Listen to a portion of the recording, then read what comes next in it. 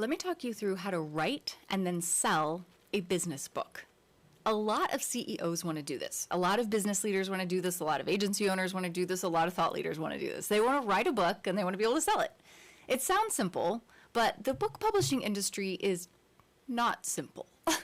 So you have two options. Okay, let's just dive in. You have two options. You can self-publish, which is like as easy as opening an Amazon Kindle business account and getting it into a digital format, or, you know, printing on demand, or printing and having an inventory of books that you sell. That is actually very difficult. It's difficult to do successfully. It can be extremely time intensive, but it is possible. The other option is you go the traditional publishing route. Now, traditional, I use that word loosely because book publishing has changed. There used to be kind of these behemoths, right? We just had like these huge publishing houses, and you pretty much had 4 to 6 options, and you would go shop your book. You would give a book inquiry, shop it around, see if anybody bid. If they did, they might give you an advance, they might not, but either way, you would probably contract your book through them. The challenge, and the reason most people don't want to do that, is because those publishing houses take a significant portion of the revenue that you would generate from the book. So people go the self-publishing route. It's faster, it's easier. It can take 2 to 3 years to get a book published traditionally. It can take just a few months to get it published, on your own. The one caveat that I say that traditional publishing is maybe not the only thing anymore is because there have crept up quite a lot of small publishing houses, independent publishing houses, very digitally savvy, very digitally oriented, but that also do print books that can guide you through this process. Now, the cost for that is still pretty extreme. Often they will do, all-in packages where you can get a ghostwriter, and then you can get a marketing team, and you can get a PR team, and you kind of pick and choose the packages that you want, but you're looking at upwards of probably $150,000, if not more. So that is, an option. It is a costly option. It is kind of like halfway DIY, right? You're still very involved in the process. You're still probably, kind of on the business end, involved in all the marketing decisions and the PR appearances and all the kind of things. It is a one-stop shop, which is usually nice, but then you're also kind of at the mercy of the talent that is on that team. So pros and cons: self-publishing, traditional publishing, quasi-traditional publishing. Those are the ways that you get a book to market. Now, but how do you actually get the book made, right? How do you actually get pen to paper? What does it take? What is a book like? What is it, what is the process? I just wanted to walk you through it. So I have an agency called Winsome Marketing. I have an agency called Hire a Writer. As you can imagine, in both of those contexts, we have ghostwritten books. And so we connect with people who are interested in getting their big ideas out into the world. And then we have kind of a standardized process that we take them through because we know it works. So I want to show you what works because it can be helpful to have a better starting point than I don't know. All right, so this is kind of our content, like our ghostwriting book go-to-market template.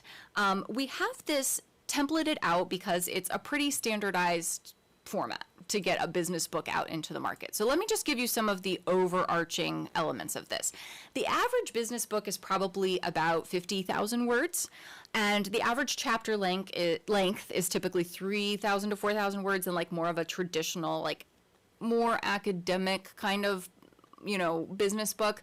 These numbers change, right? And one of the reasons that people go self-publishing route is because they don't want to create a book that fits in the traditional categories. You'll also read business books, to be clear, that have, less words per chapter or that have different formats and things like that. But one of the challenging things about publishing is that categorization is a big part of what traditional publishers rely on.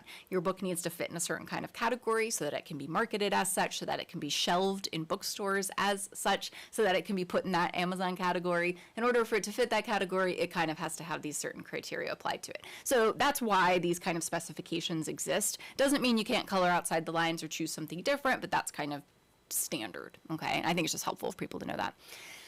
Then, when you look at a book that is written, almost all of these business books are ghostwritten because many people who have great business ideas are not professional writers, which is totally fine.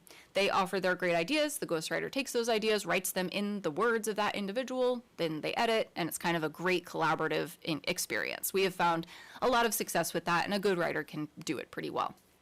We would often estimate that the time required of the subject matter expert, which would be the bylined author, the person writing the book, is 1 to 2 hour interview blocks, estimating about 2 to 3 interviews per chapter, and adding in some review time.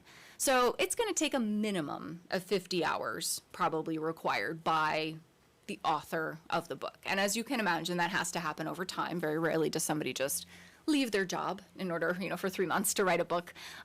So we often work with very busy professionals who love that we block it this way so that they can fit it into their life. So that's kind of what is usually required of the author. And then we've got two other roles that are really important in the book creation process, and that is the writer themselves, the ghostwriter, and the editor. Those typically need to be two different people because you just need a separate set of eyes, and editors are looking for different things. Okay, so that's kind of an important differentiation. The estimated time required of a writer, I would say, would be 6 to 8 hours per chapter. And that would then also have to include research time, interview time, and revision time. So you're looking at a minimum probably of 300 hours, probably, closer to 350 or 400, depending on how long the book is. But we always want to start with a kind of minimum expectation so that somebody isn't, surprised by how much time it does take. This is a very important thing to have managed expectations about. The next person, like we said, who's in here and working is the editor. So, there needs to at least be an initial 1 hour per chapter of editing, and that is basic copy editing, not layout, not design, not story, flow, content, things like that. Those things would happen above and beyond this. So sometimes you're going to have a writer putting in 300 hours and an editor putting in 300 hours. It really depends on what the subject matter is like, what the subject matter expert, so the author, is actually bringing to the conversation, and then how much kind of creativity that the writer and the editor together need to plan for in order to get the book into a sellable state. And then there's additional time. So there's research, there's layout, there's approval, there's communication, which can be, 40 hours or so. That's additional. So that's just one of those things that we like to always lay out in front of somebody to begin with so that they understand, what would this take of me? What would this take of somebody else? And then obviously understanding why things are priced the way they are because of the time commitment. We have watched clients take 6 times this long to do books, right? It's been 1,200 hours, things like that. But there is a threshold at which you could possibly, dare I say, be over-investing. And so you need to be careful, right? If you're writing a textbook that is kind of a version of your dissertation, that's going to be a very different experience than what I'm talking about here, which is like a basic business book, right? A how-to, my experience as an entrepreneur, something that a CEO or a startup founder or something like that would write. So just to be clear, that's the category of book we're talking about here that kind of fits into this framework. Obviously, there are lots of other categories of books that would require different kinds of time and investment. Definitely would recommend that in a standard process, it takes 4 to 6 months to write the book. Not to market the book, to write the book. And that's simply because most of people who are in business who want to write a book are in business, right? And they can't stop their business in order to write the book. So it happens while they're doing a lot of other things. All right, so let's talk a little bit about the process of ghostwriting itself. So when it comes down to it, and you've gone through and kind of decided, all right, we're going to spend this much time, which is considerable. We're going to hang out a lot together. We're going to be talking. We're going to be collaborating. Here's the process. So we have essentially, introductory time that we spend together, right? We have to do a table of contents before the book is really approved. You've got to almost plan the book, right? That hopefully is very reasonable to you. It should be. Getting the table of contents approved, right? Here's the order of the book. Here's pretty much how it's going to go. Here's the content we're going to cover. Here's the, kind of the final framework for it, so to speak. Then the research, what needs to be kind of gathered together, collected for all of those various components. What's nice about once you have a table of contents is you can start dropping stuff in, right? You start dropping ideas, anecdotes, research, statistics, some of the various things that fit into those categories. So you kind of start with that framework and then you start filling in as you go. And then the book outline with detail. So the table of contents is simply, here's what we're going to write, right? Like very broadly. The book outline goes into a little bit more detail. So if you were writing a query letter to a publishing house, like to a more traditional publishing, right about here, you would start to describe what it is the book is going to be about, who the book is for, what the book is going to achieve, how the book is going to be successful, influence people's lives, etc. So that's where you would kind of start to do more of that like pitch-oriented content, but that outline has a little bit more detail to it. So if the table of contents is here's what we're going to talk about, the outline is a little bit more and here's what we're going to say. Right, here's what we're actually going to say. We're going to make these 3 points. We're going to tell this story. We're going to go into that kind of detail.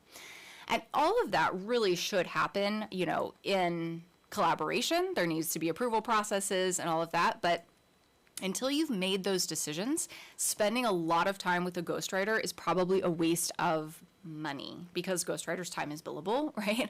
And so you don't want the ghostwriter to be too much in all of the ideation. That needs to happen as efficiently as possible because you want the what they're best at is going to be taking your stories, your ideas, your concepts, and putting it in your words in a book.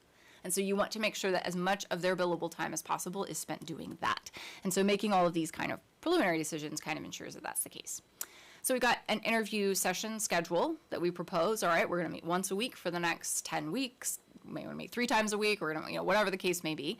And then those are all scheduled together. Additional research is done now that we've got the book outline approved and interviews together. So the ghostwriter should be saying, okay, on this day, we're going to talk about this. On this day, we're going to talk about this. On this day, we're going to talk about this. And then they do research in advance so that they can bring thoughtful questions. Like, okay, based on your history, I see that, you were at this company for this many years. Talk me through what that was like, right? Because you know that you want to have an anecdote from that job in this chapter. So they can kind of go through and structure what those conversations will be like so that you come prepared as an SME and they come prepared as a ghostwriter.